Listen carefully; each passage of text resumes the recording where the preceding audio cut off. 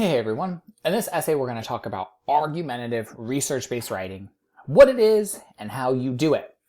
And so by the end of this video, you should be able to define what argumentative research-based writing is as a process and as a product. You should be able to identify its audience, its purpose, and its style. And you want to be able to correct any potential misconceptions you might have about it. Now, why? Well, as a college student, argumentative research-based writing is going to be the primary genre with which you are dealing. So not only do you want to be able to know how to write it, but you want to be able to dissect its conventions, its structures, and stuff like that so you can get through it much more easily. So let's go ahead and jump on into it. What is argumentative research-based writing?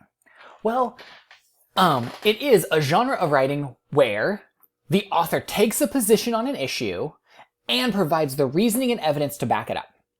So really we want to focus on these two elements, that you're taking a position, you're making a claim, and that could be a claim of fact, value, policy, a combination of the two or the three, whatever, and providing evidence, what backs that up, and reasoning. How does that evidence back up what you're trying to prove is true? Why does the evidence that you're providing, support what you're trying to prove is true? So again, taking an issue and providing evidence and an explanation of how it solves or proves what you're trying to prove. Okay, so how does that process work exactly?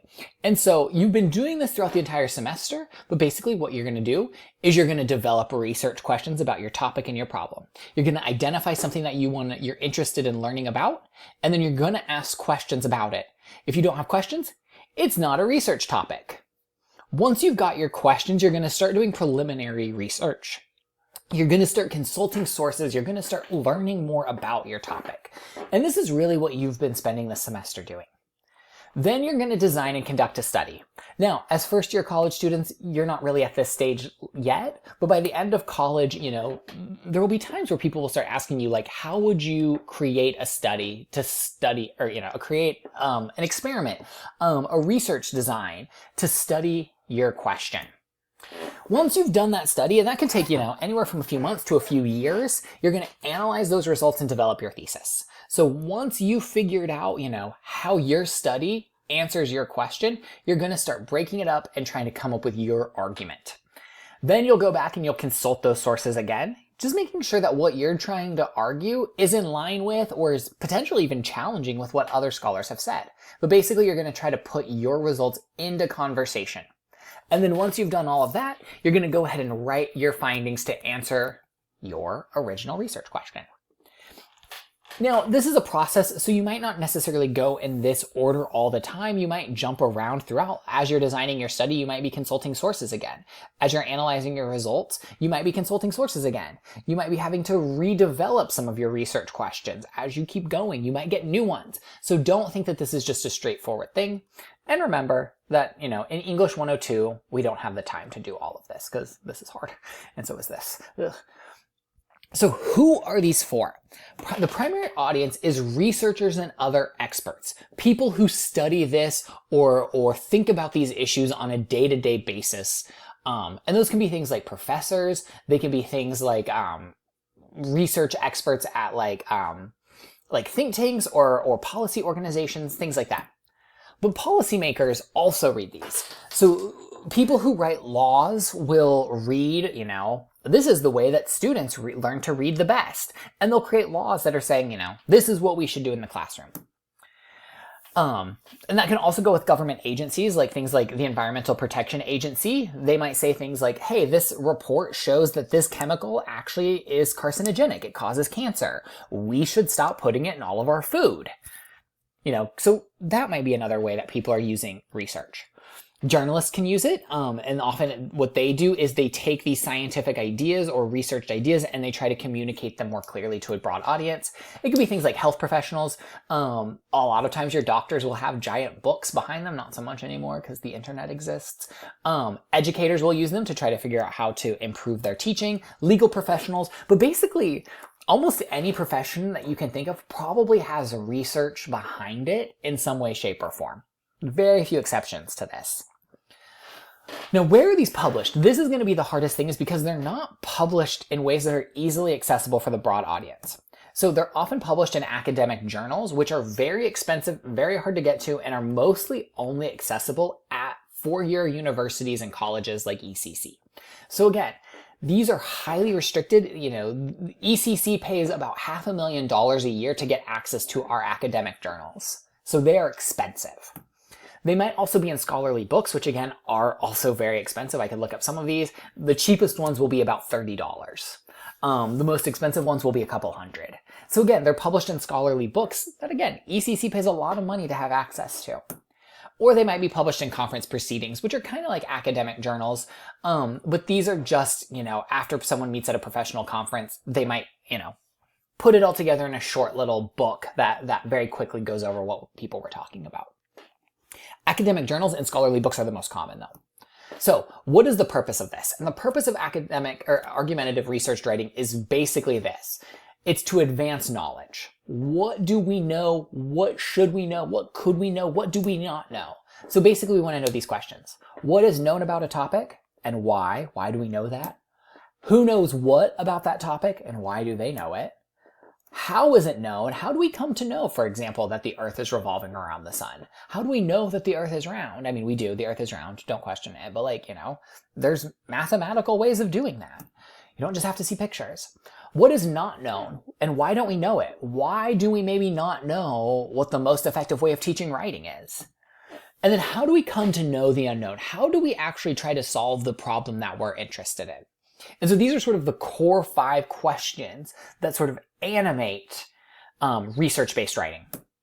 Now, there are other ways to think about it too. We could also think about the problem. What's the problem? Is it practical or conceptual? Is it, a real-world problem, or is it something we want to understand better? How do we study that problem? How do we go about trying to capture it and actually make sense of it so we're not studying something else on accident? And we need to think about what our claim is. What are we going to try to prove is or isn't true? What is or isn't valuable? What is or what should or shouldn't be done? What are we going to prove? And then once we've done that, we need to think about what is our evidence? What illustrates that this claim is true from how we're going to study this problem? Is it a valid way of studying that? Is this evidence valid for this? And then finally, what we need to think about is why does this even matter?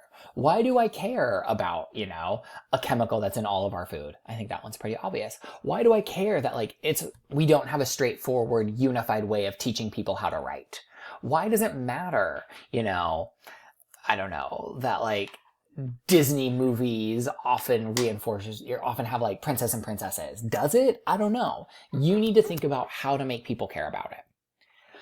And then we can think about how to organize these. And there's fairly 2 strong ways of doing this, and there's another video about it where I'll go into more depth, but you might apply an Aristotelian approach where you introduce the problem and you give us a thesis. How are we going to solve it? And then you divide your argument into pieces to try to make it easier. So, this is part A, this is part B, this is part C. Those could be sections, those could be paragraphs. You offer concessions, rebuttals, weaknesses, counter arguments, but basically you identify the weak spots of your argument and you try to prove that those aren't, as weak as you might think. And those will often happen either at the end or they might even be interspersed in these other sections too. So it might not even be 4 sections, it might be 3. And then you'll finally end up with a conclusion. And so this often, and you'll see it, is an overall structure. Now that you know this, pay attention to the articles you read and you'll see this a lot. You might also have what's called a Toulmin one. And again, I have another video about this, where you start with a claim. And so what am I trying to argue? Then you come up with data. What illustrates that my claim is true? And then you have warrants. How? How does this data prove that this is true? Why? Why does this data prove that this claim is true? So this is really your warrants are your rationale, your reasoning. You're explaining how your data says what it says. And you might need more backing. You might need to go find other sources to say, this source confirms what I'm trying to say with my warrant, with my reasoning. And then you might need to highlight any weak spots.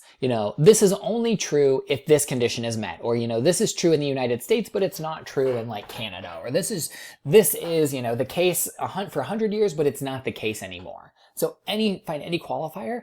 And then if there are any rebuttals, any weak spots that people might have where they might challenge your warrant or your data or your backing or your qualifier, how might people challenge that and how would you respond to it? And so this will often happen at a paragraph level. It can happen at an essay level, but you'll usually see this at the paragraph level. Now, I'll just show you this really quick. Here's sort of how your overall structure is going to be guided here, but you're always going to start with your research questions. Start with your research questions. Then you're going to go into your thesis. How or what is the answer to one or two of those questions? Then you're going to start creating claims. You're going to divide your thesis into claims, like we've been doing all semester. First, I need to prove this is true, then I need to prove that's true, then I have to prove this is true, and by proving all three of those things are true or something, you can prove that your thesis is true.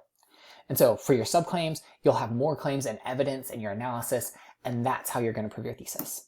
And you'll basically just sort of repeat these things over and over again. It's that Aristotelian model.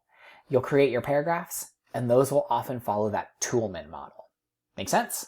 So again, your overall structure, start with your research questions, guide your thesis, let your thesis guide you. It will tell you what your subclaims are, your sections, and then those will be broken down into smaller claims.